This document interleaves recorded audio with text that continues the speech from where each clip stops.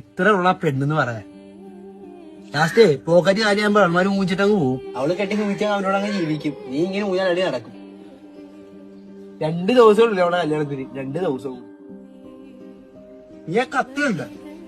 ആ കത്തി നീ കണ്ട? ആ കത്തി കേൾക്കണം.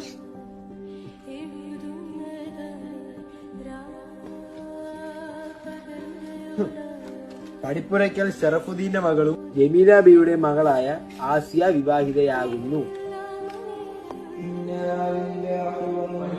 ഷറഫുദ്ദീന്റെയും ജമീല ബീവിയുടെയും മകൾ ആസിയ മരണപ്പെട്ട വിവരം അറിയിച്ചു കൊള്ളുന്നു. ജമീല ബീവിയുടെ